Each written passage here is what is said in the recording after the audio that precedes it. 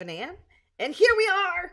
And it's us, the team of the marketers that work together, live together, play together because we're fortunate. Indeed. He's like, I don't know if I'm fortunate. Um, Today we're talking about how to optimize Google Ads because this is what we do in our business, right? Um, so after you create a campaign, you have to optimize it. And so many people think that you can just create Google Ads account and a campaign and it'll run itself. It'll run itself aground if you do it like that, right? Did you like that? I thought that was good. Very, yeah, Yeah, yeah. yeah. So, I mean, we're going to jump right into the thick of it. So, this is all Should about we? optimizing Google Ads, different than optimizing Facebook ads, right, Phelan? Very much so. Yeah, Very much. You'd almost say there's too many dials to optimizing a Google Ads account. right. And we're talking search campaign, text search campaigns, or are we talking like all different types of campaigns? So most of the tips that we have, and some of them are stuff that we found while researching. Some of them are ones that we use all the time. We figured, it's a good We'll excuse talk to about learn. both. Yeah, exactly. And most of it pertains to text ads, but really the principles are going to be the same if you're doing any YouTube or display or not shopping, because shopping's weird and does its own weird things. Right.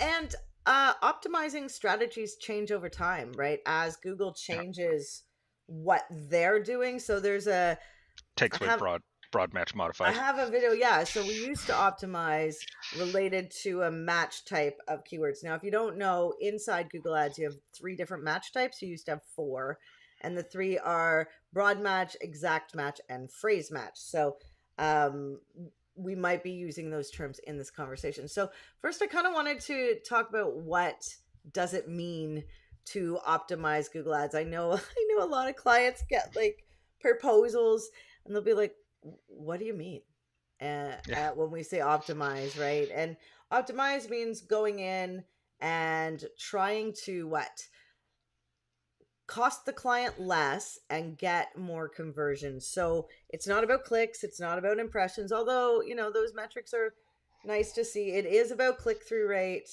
and it is about conversions being leads, forms filled out, email link clicked, phone numbers called, um payments processed. payments Like, processed. Yeah. So, so when you optimize, you're going into an account weekly, daily sometimes, and you're doing different tasks that help you broaden and narrow the campaigns at the same time, or right?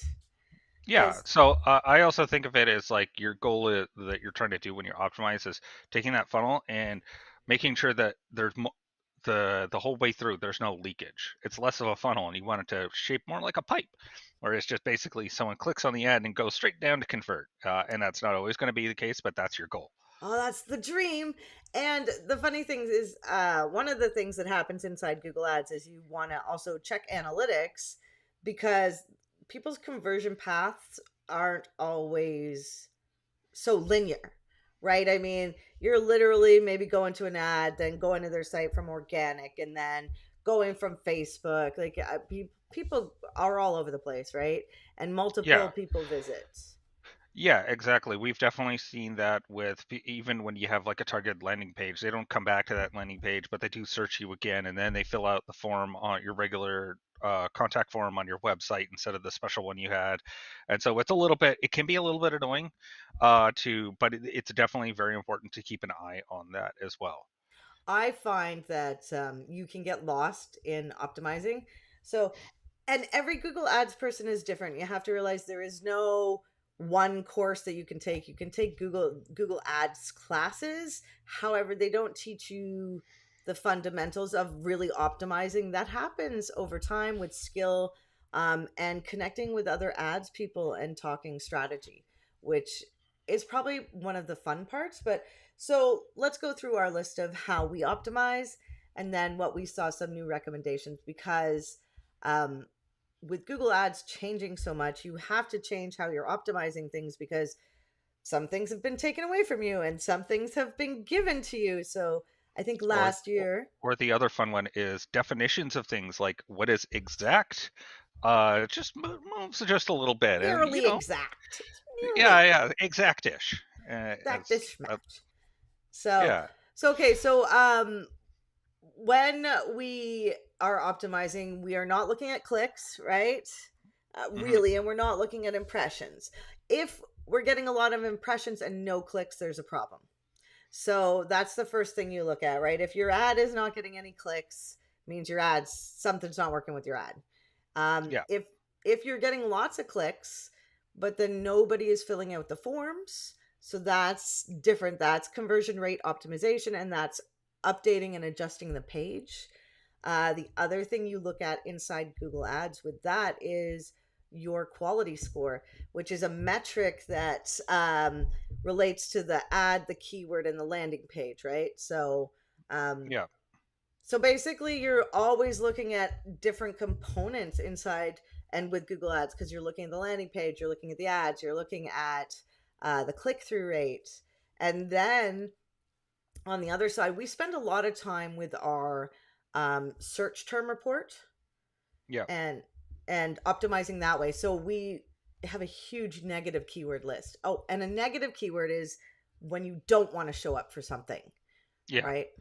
And also the negative keywords can also match to those three match types that you had. So you can have a negative broad keyword, you can have a negative phrase match, you can have a negative exact match, and so that's one to keep in mind is you can also do certain strategies like that as well. Yeah. The other thing I like to think of is just kind of honing what you had said was like think of it like you're starting off with that funnel where it's like impressions. Are we getting impressions? Yes. Are we getting clicks? Yes. Are we getting conversions? Yes. And then if there isn't one of those, or there's a huge drop off in one of those areas, then you should focus on that part of it. And so that kind of goes after. And so it's kind of an easy way for you to work your way through. And definitely, yeah, the quality score. Yeah, I knew I'd get my words eventually. That was definitely one where I think that you should really spend a lot of time to make sure that your ad relevancy and your landing page experience are really strong. I find that a bit of a challenge sometimes because, you're getting the landing page from the client and, to tell the client, hey, can you like just add these keywords to the landing page? Oftentimes you might want to duplicate the page, update it, then show the client, and then direct traffic to that. I think we've started doing that. We use lead pages for some of our clients actually, because that really helps with conversions. Yeah, and practicing and using that with Google Optimize as well. That's something we're doing more. Google Optimize. Now, what is So Google Optimize, Phelan? Google Optimize is it's a landing page testing application. So it's really powerful. It gives you personalization as another thing. So you can just straight A/B test. Like I wanted to change the my H1, like my big title that's on the page. I want to change that so 50% of the time it says this, other 50% of the time it says that. You can also do things where you can personalize it. So you could do connected to your Google Ads campaign, and then you could say, "Hey, for this ad group, changed it so that when traffic from that page comes, I want them to see this keyword in the H1, and so you can make it more targeted to the specific ad that they clicked on." Now, that is pretty advanced stuff. I think we Oh teach yeah, Google Ads at the end of our Google Ads class. yeah, Um, but it is just something to know. There are so many free tools that we get as marketers that, or you get as a business owner for your website that can help you with your ads, with your, figuring out what people are doing on your website. And the tools are out of the box from Google, right? I mean, man, we should just one day list all the tools you get. So Google Optimize is a really good one. When we're optimizing, um, a Google Ads campaign, as I said, you can get lost. So you kind of oh want yeah, to do it in hour chunks, maybe 2 hour chunks, depending how big the account is. Um, we use a strategy with our Google Ads that we might actually be changing. Um, where when we create a campaign, we have a Google Sheet we created in because each of our ad groups negatives out the keywords of the other ad group. And I know that might sound really confusing, but basically it's an in-depth strategy, and we've got a Google sheet that helps us just do things out of the box. And Yeah. we paid somebody to make that Google sheet for us. That being said, we might be changing our strategy. I talked to a Google Ads person yesterday that I'm friends with, and they've changed what they're doing. They were doing the same thing, and they're seeing some good results. So you do have to stay up to date with, different strategies that are happening to try things, right? Because, back in the day, there used to be these things called SKAGs, single keyword Ad group. ad group, right? And so now you can't really do that because Google's changed how it views exact match. It's almost exact match now, right? Um, Yeah. so the other thing to optimize for is your ads. Now that Google has taken away the expanded text ads, we have responsive search ads. Inside responsive search ads we get three, right? You can make up to three responsive search ads. It's kind of probably overkill, but Yeah. in It, that I would maybe max out two, because in each ad you had 15 headlines, four descriptions. But the cool thing to optimize in there is the location keyword in dynamic location keyword insertion. So if I'm in Victoria and I type Victoria in, um, the word in the ad would change to where my location is. So it's yeah. another So for fun example, thing. yeah. So like an example would be like carpet cleaners in Victoria, or it'd be carpet cleaners near me. If like say your name was too long of the place, like Vancouver was too long, so just say near me as a Yeah. default setting. Which we you dynamically do that. So Google Ads can be so much fun. I would say it's a great full-time career. Yeah. I'd say sometimes it feels really overwhelming because things change. You got to stay up to date, but because the great part of the career is that you're providing like an outcome for a client. Like your focus is generating business for them. And that's pretty cool. It's just stressful when it's not working. It's or not working well enough. And so some other ways we optimize fail, and you do different things than I do. So I know you do the search term report and make negative keywords, but what else do you think is a great idea?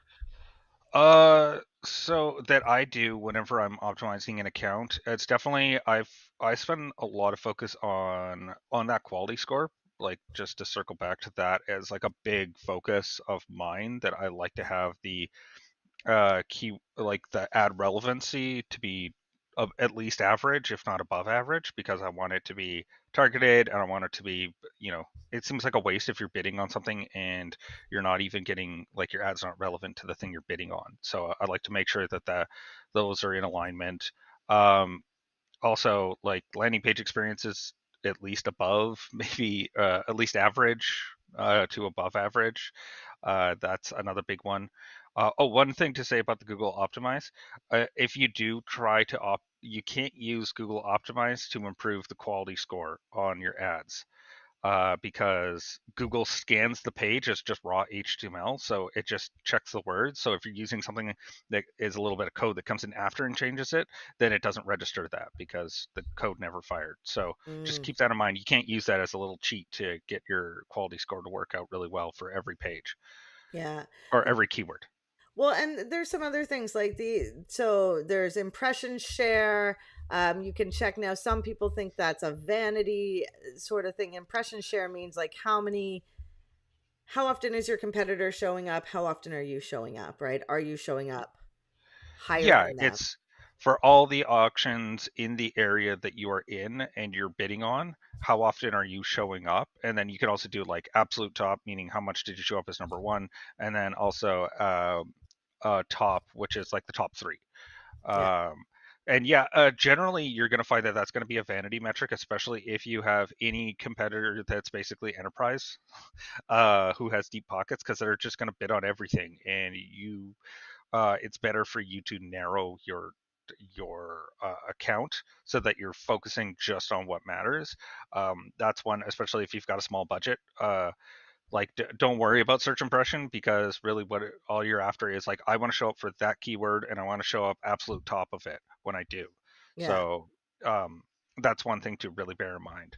And there is some, often you can lower your budgets and your bids, and that can actually have a positive effect. I think we just saw on one of the accounts we work on, I lowered the bids or lowered the entire budget, and we had a cost per acquisition lower, right? So a CPA.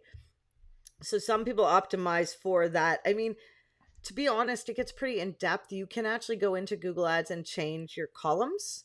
And so you can Yep. do comparative from last week to this week.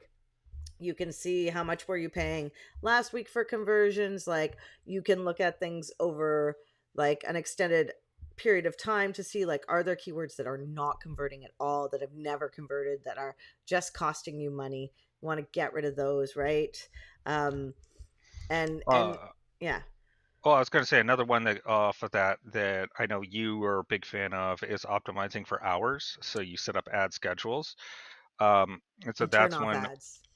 yeah. So it's a better way to get your bid, so you're not actually like blowing up your account by like just stopping it at certain times and then turning it back on.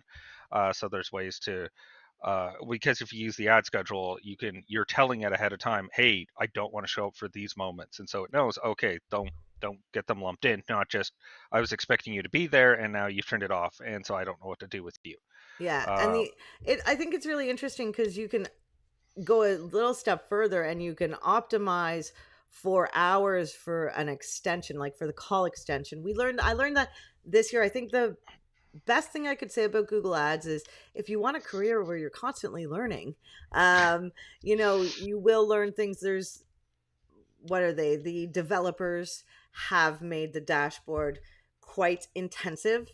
So if you get to like the meat and bones of campaigns, right, and you're optimizing in there, there's so many buttons and levers that sometimes I did not know you could turn off your call extension at certain times, right? So if you have a call extension and nobody answers the phone after 5, why would you want that to show up?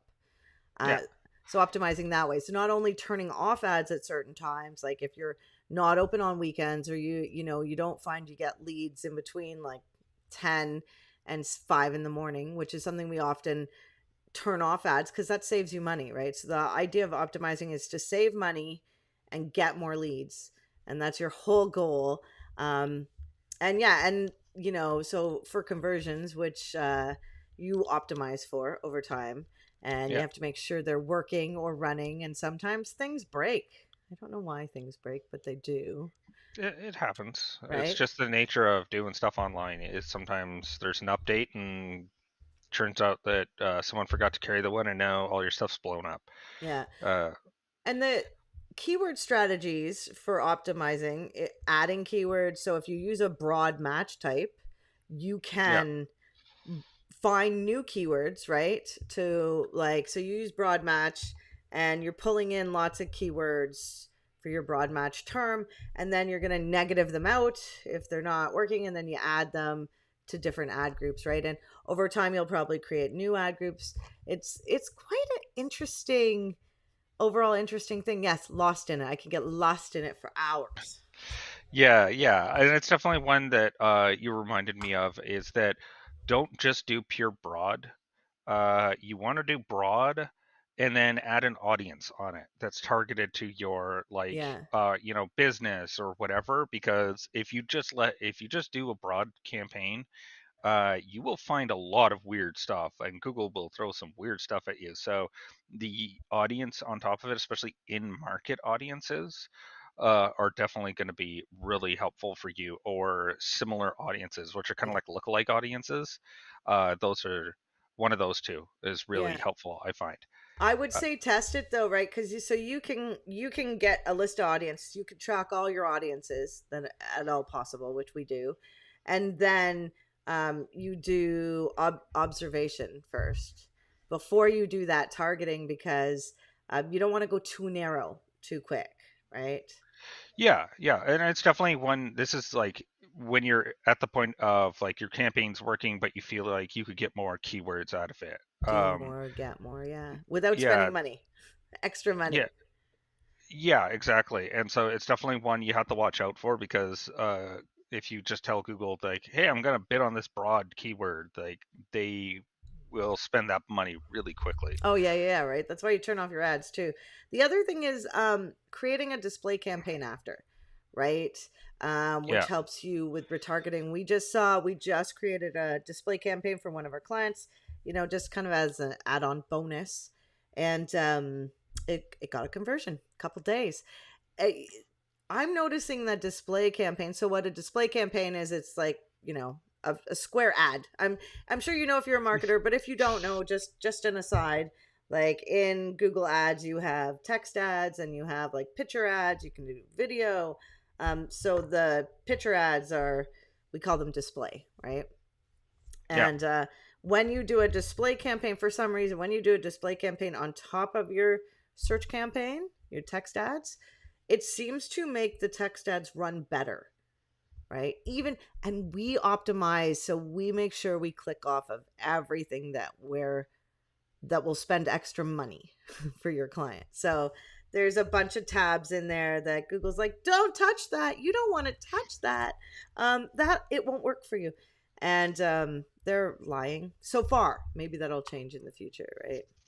yeah. The track record's not the best for them for what they think. Yeah. Or there also you have to bear in mind that their suggestions are for what's good for Google, not necessarily Mm. what's good for you. And so they might suggest something like you should do targeted search impression, which never do that. Never ever Or do. you should add, so we separate display campaigns from like text campaigns, right? So there's two networks, the display network and the search network, right?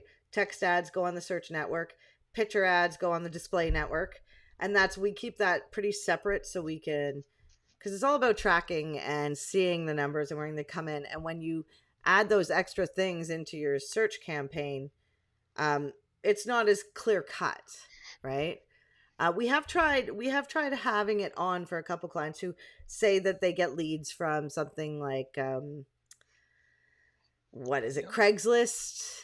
At the Uh, bottom there's sometimes an Used ad, Victoria. right? And those are the display network. Uh, Use Victoria. I think those ones are technically the search partners. When I was reading through who counts, is like Mm, Kijiji and Craigslist and DuckDuckGo, and they yeah. count as search partners because you searched at the top, and so that's how Mm. those ones come.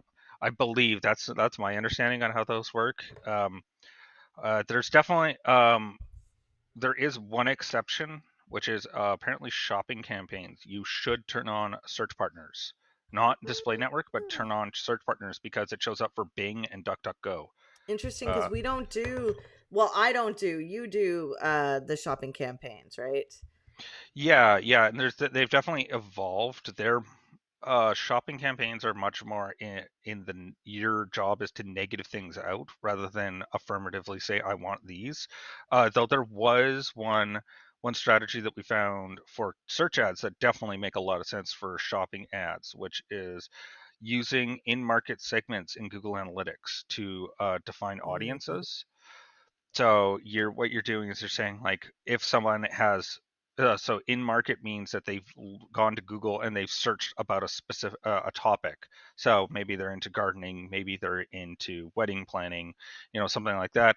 And so they've actually affirmatively told Google, "I'm interested in these type of topics," because why would you Google that if you weren't interested? Hmm.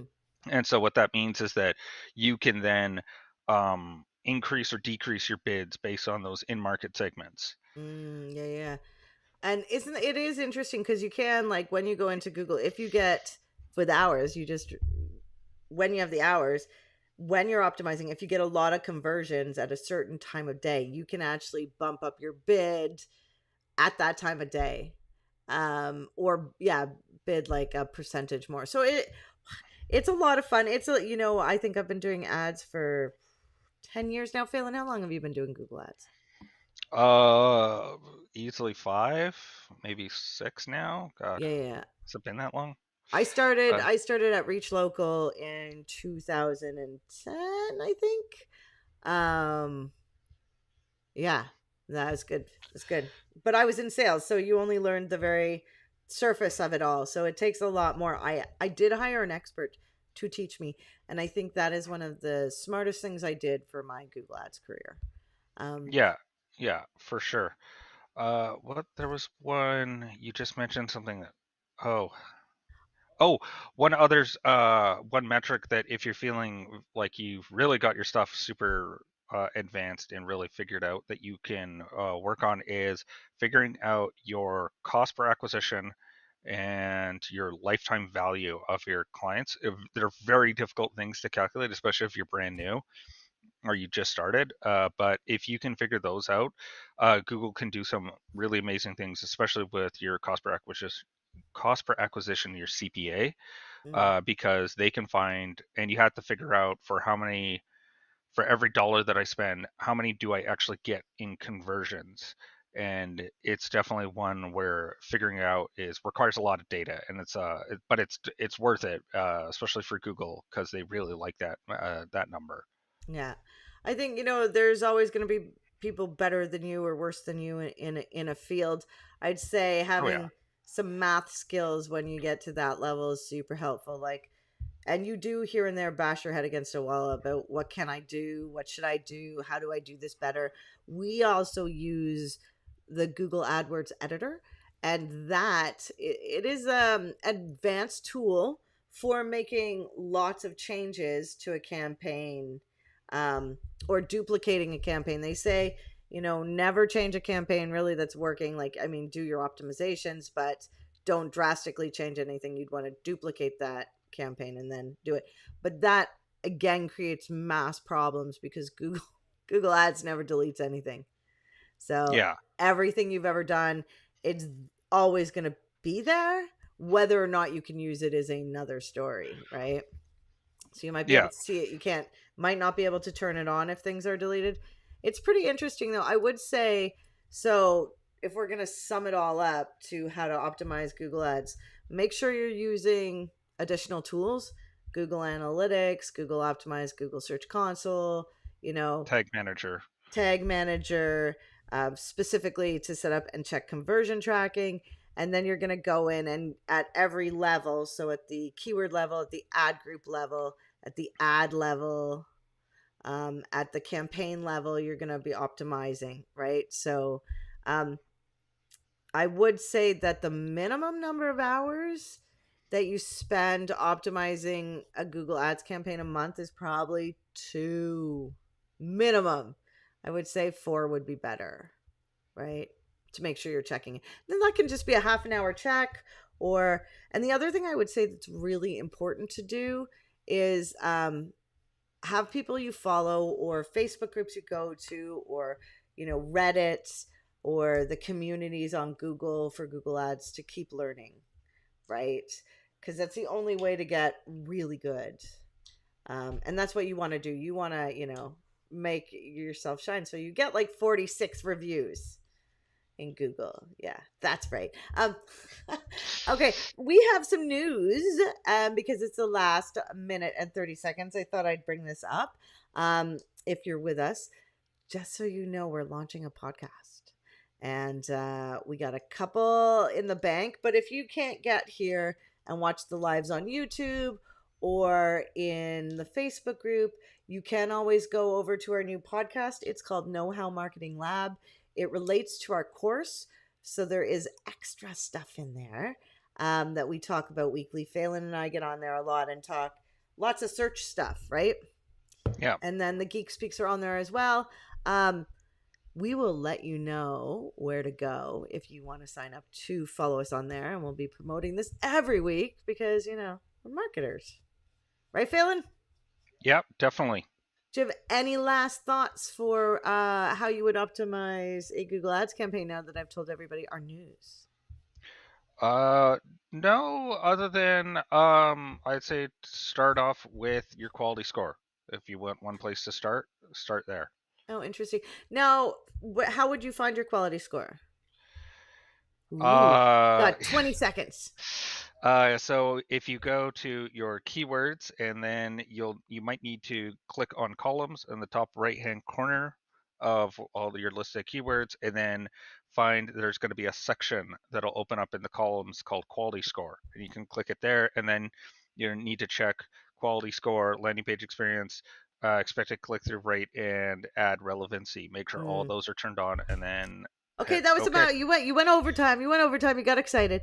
If you want to learn more about Google Ads, or you feel like you know just touched the iceberg here, and yeah, you want to learn more, we do love talking Google Ads, and we do have a course actually in Google Ads.